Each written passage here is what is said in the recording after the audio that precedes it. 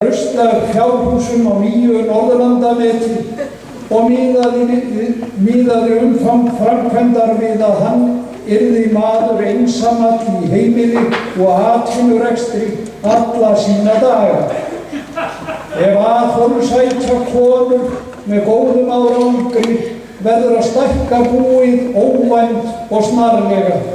Hann hefur reiknað út að kona í kompaníið kosti stækkun búsins og þar með nýju fjárhúsanna sem svarar 3/4 hluta núverandi bústofns í ergindum talið. Það myndi líka kosta stöðugar ferðir í klippingu og rækstur frá Ívarasögu. Sá rekstrarliður búsins yrði dýrkeypt framhaldssaga. Hinn kosturinn er sá að læðast á ný bak við reiði skeggs og hárs og sniðganga sögu með skæri. Þá þyrfti ekki að stækka fjárhúsin og ólofaðar konur fengju að nýju fullan styrk í hjákollan. Didda mamma gerði strax sínar varúðarráðstafanir.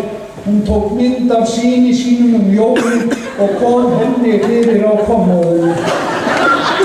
Þar verður Gunnar að minnsta kosti sýnilegur áfram þótt hann hverfi á ný í hár og skegg.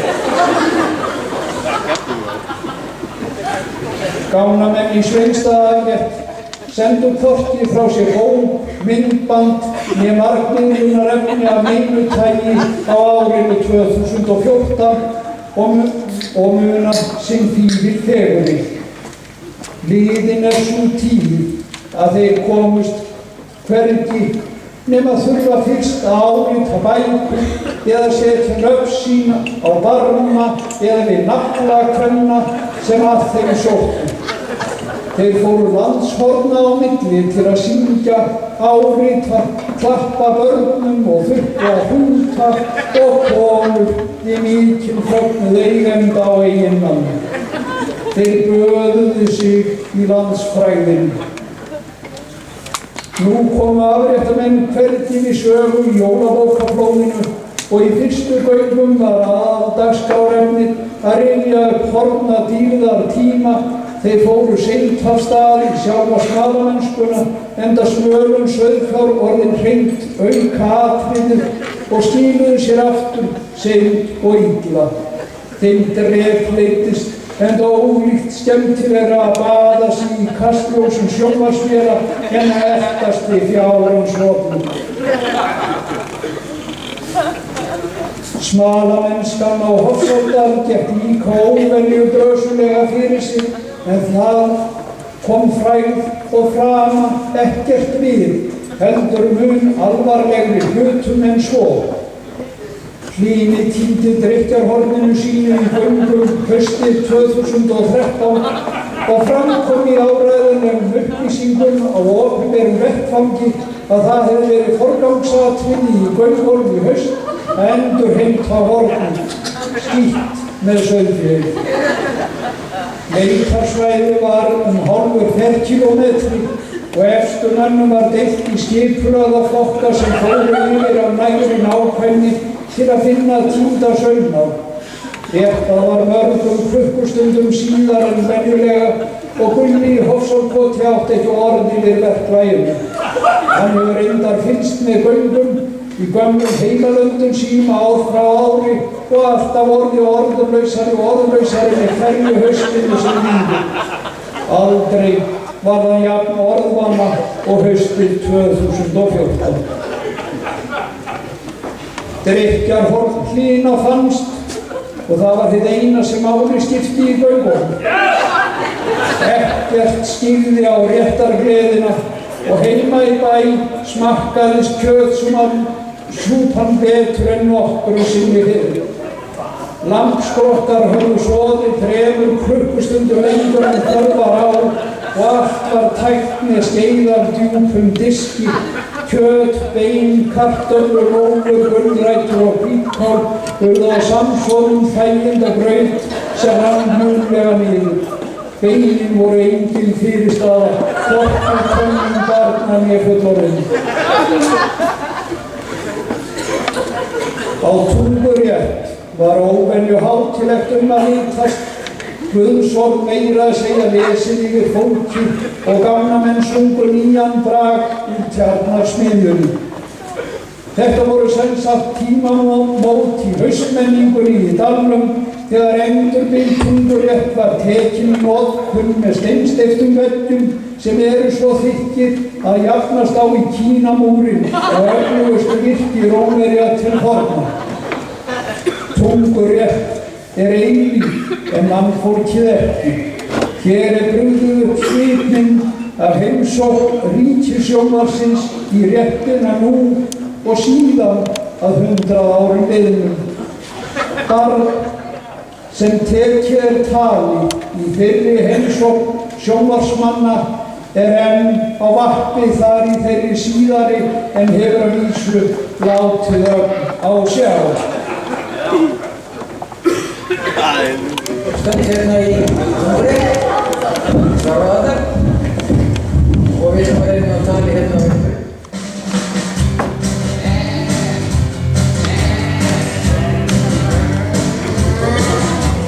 Svartneskir bændur og búanir, svartneskir bændur og búanir, svartneskir bændur og búanir, svartneskir bændur og búanir. Grasið stendur framar í dag en í gær og þeir vinna og vinna.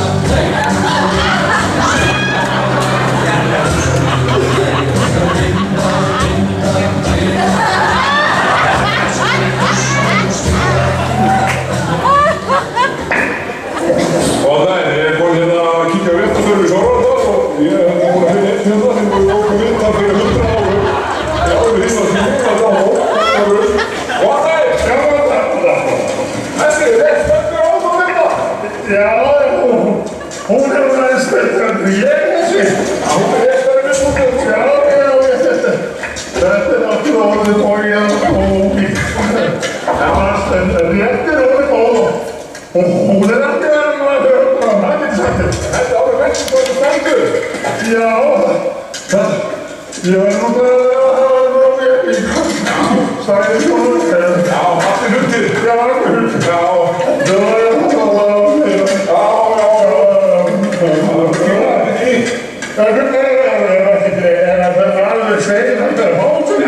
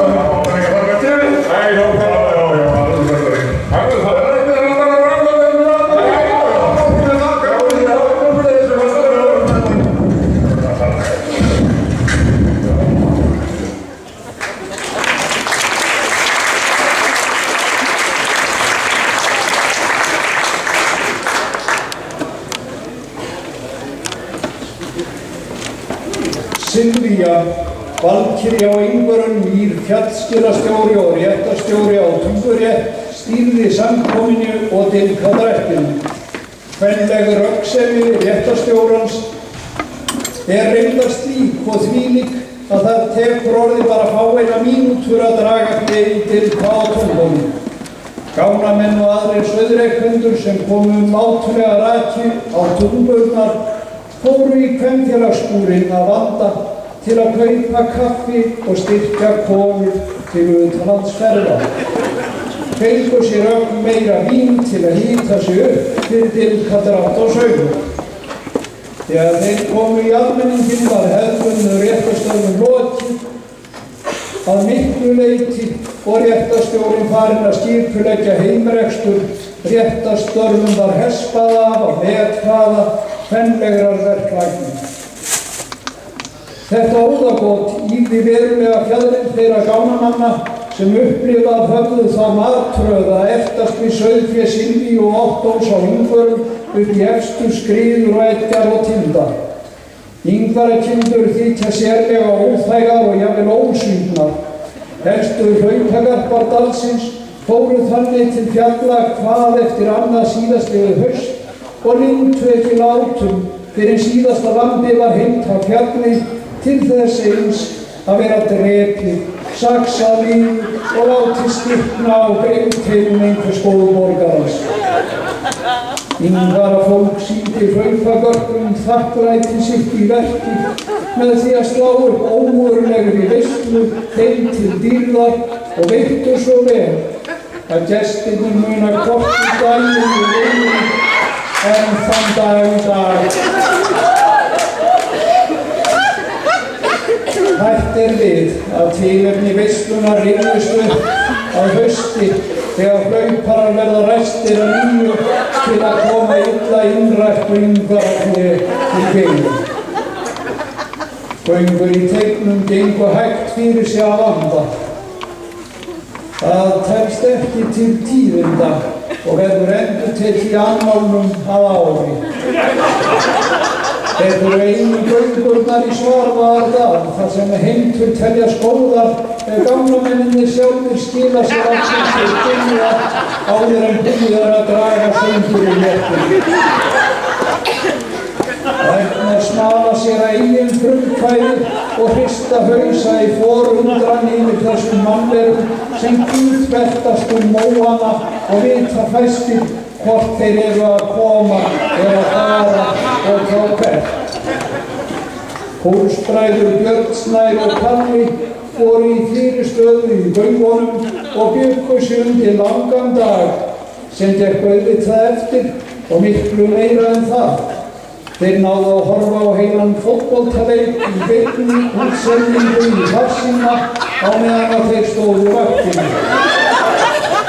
Sauðféð tröllaði þá ekki heldur, rölti það framhjá þeim áleiðis til réttar, hlutskilnings á knattspyrnunni. Aðrir gánamenn skiluðu sér seint og illa til byggða. Þeir leituðu hver að öðrum langt fram í seinni hálfleik fótboltans. Heimtur voru ágætar víðast eftir 15 ferðir gánamanna Norðréttarlöndin. Hjúkur var undantekning. Þar vantaði fjalli 2 hrúta, 11 lömb og 5 mær.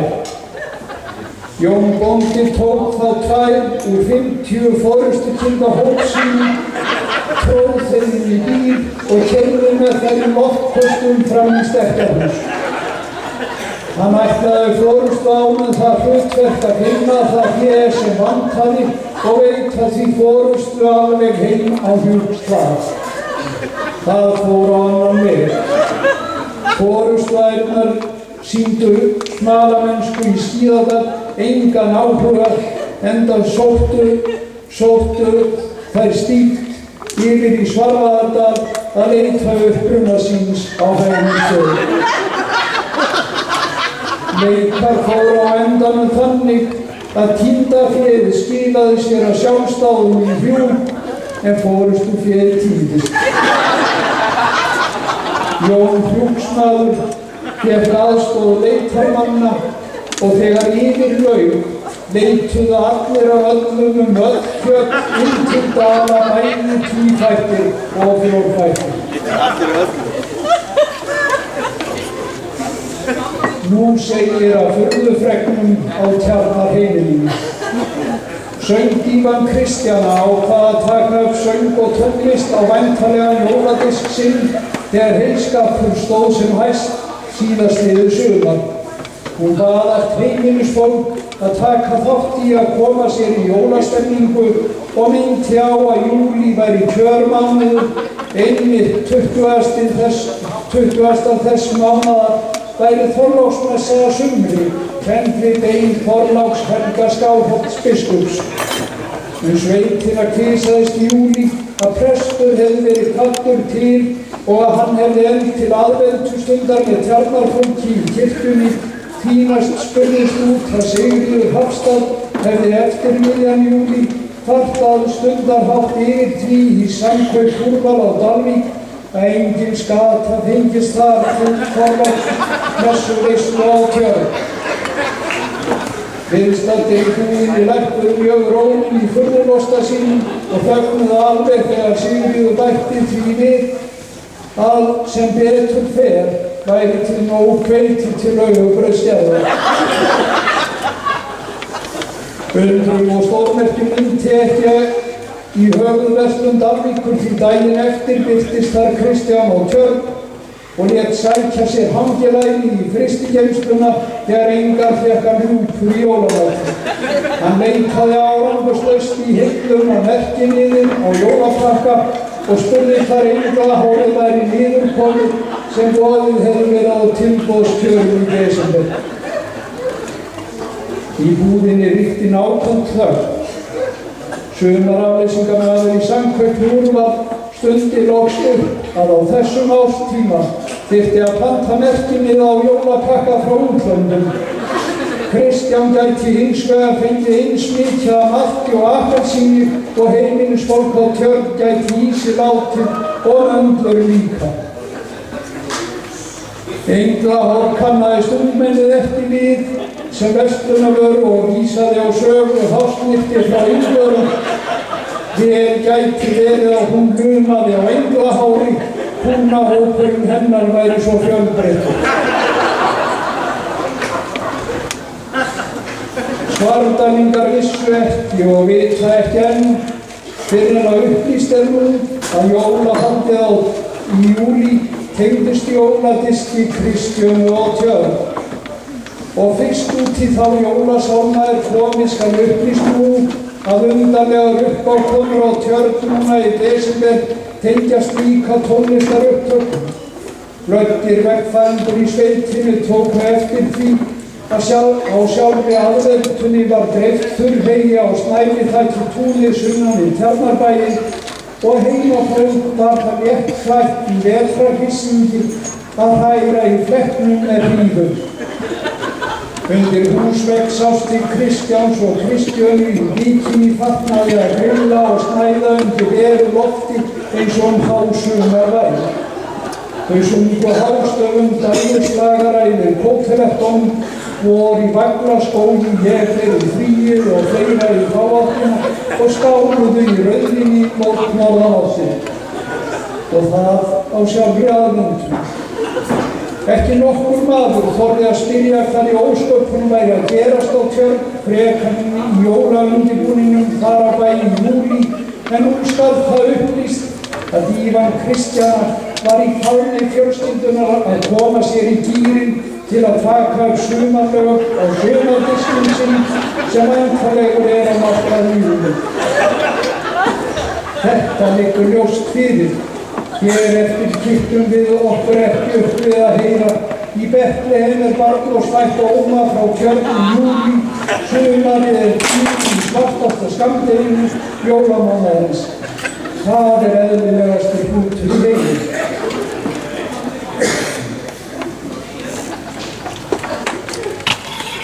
Komið að mikilvægri orðsendingu frá Vinnueftirliti ríkisins. Hún flutt í boði bruggverksmiðju Kodda á Ásgeirsbraut. Segir nú að stórfrændum Jóhanni á Ytrahvarfi og Sölva á Hreiðarstöðum síra korn inn á Ytrahvarfi. Halli á Örnum var þriðji maður á vettfangi.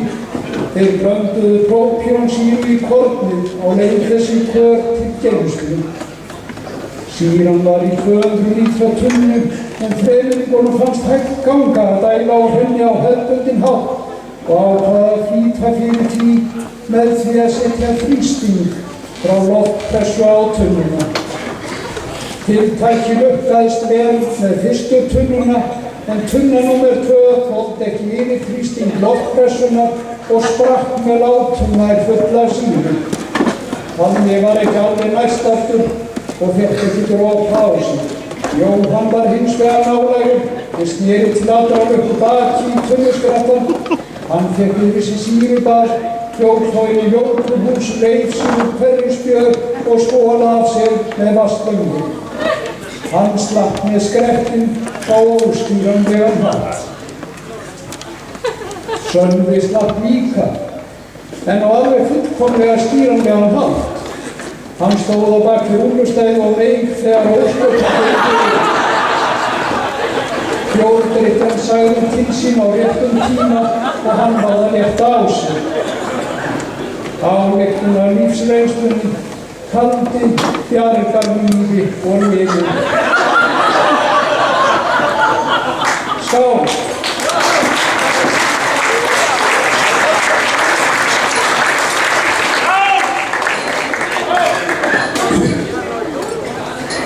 Öll sagan ekki þar með sögn, því mengunarský frá Ytrahvarfi fyllti dalinn fjallatoppa á milli, Sýrugas og Handbræta. Eldgosið í Holuhrauni var þarna nýhafið og stöðugar fjölmiðlafréttir héðan og þaðan af landinu gosmengun og tilheyrandi öndunarörðuleika landsmanna. Svardalingar þurfa auðvitað alltaf að vera öðruvísi en annað fólk og líka í þetta sinn. Ragnar Stefánsson í Laugasteini, þrautreyndur í Elsumbrotafræðum, tjáði Landslíf opinberlega að gosmengurinn í Svarfaðardal væri allt öðruvísi en hann hefði nokkru sinni upplifað. Lyktin væri til dæmis afar sérstök, líktist helst því sem gerðist á klósettum á Höfða þegar lífið væri á Barnafjörðum í dalnum á Rusti. Þá samlíkingu skyldi auðvitað ekki nokkur maður utan sveitar. Engu að síður tóku virtustu vísindamenn enga sénsa og lögðu eiturgufur frá Ytrahvarfi óhikað við eiturgufur frá Holuhrauni þegar mengunarumfang jarðarinnar var metið. Þeim var vorkunn, Ragnari líka. Bitur reynsla kennir náttúruvænu fólki að missa sig ekki í barneignum nema að uppfæra heimilisbílinn í takt við mannfjölgunina. Sóla og Friðrik í Örvatúni fóru fram úr sér undir værðarvoðum heimilisins og áttuðu sig ekki á því lengi vel að 4 börn plús 2 fullorðnir gera 6. Nýji landkrúsarnir þeirra bauð hins vegar aðeins upp á 5 sæti. Góð ráð voru dýr. Þau keyptu aukasæti og fengu Þór á Bakka til að koma því fyrir. Það var meira en að segja það og lá við hríð að jeppinn yrði sendur til lengingar í Póllandi líkt og skautvogar áður. Breytingarnar tóku marga mánuði og barnið var orðið sæmilega talandi þegar það afstökk sæti sitt. Millibils ástand fjölskyldunar fór ekki fram hjá nokkrum manni á Eyjafjarðarsvæðinu. Í styttri fjölskylduferðum hljóp alltaf einn á eftir jeppanum, barn eða fullorðinn og skiptust á í langferðum. Þaðan fór fjölskyldunar jókst verulega í skóleysinu og meðan satt Bakka fór pungsveittur og stressaður við að hanna breytingarnar á bílum. Hlessa var hann þegar Sóla hringdi Selforum síðir og sagði honum að slappa bara af, ekkert lægja á, alls ekkert. Fjölskyldunni félli fyrirkomulagi bara vel og nú væri meira rætt í hljóðum að gleyma sér enn einu sinni undir værðarvoðum og leggja drög að 5. barninu. Þannig fengu fleiri tækifæri til að hlaupa þegar stór fjölskyldan breyði sér á bæ. Og Sóla bætti við að skynjaði í símtölunni. Við erum alveg klár á því núna að 2 + 5 eru 7. Ekki hvort sem vonlaust að koma fyrir 2 aukastólum. Gunnsteinn refabanni á sökku á það líka til að leika skrokkinn á óhefðbundinn hátt og hefur nú lagt drög að sumarleik í miðsveitinni. svokölluðu lágfóturhlaupi. Kalli í Brekku hringdi í refabanan og hvaðst hafa séð sprettharða tófu á bökkum neðan Ingvara. Gunnsteinn brenndi á manndrápshraða yfir á Vesturkjálka og hljóp fram og aftur neðan í Ingvari án þess að sjá neitt fjórfært og loðið. Hringdi þá ekki Þóra Gunnsteinsdóttir heiman úr Sökku og greindi frá því að tófa sæist á harðaspani á sjálfu Sökkutúninu og stefndi til bæjar. Gunnsteini var meira en óboðið. Hann spólaði sig í látum tilbaka, hljóp þindalaust allt Sökkutúnið en fann ekkert fjórfært og loðið þar heldur. Var tófan ímyndun eða veruleiki? Því gat Gunnsteinn ekki svarað og getur enn ekki svarað. Honum þykir ekkert gaman í lágfótuleiknum en Kalli í Brekku skemmti sér hins vegar verulega, hvað þá dóttirinn Þóra. Allra verst þykir Gunnsteini að útspyrjist að Svardals refakýn telji lífi sínu best borgið á heimavelli sjálfs refabannans á Sökku.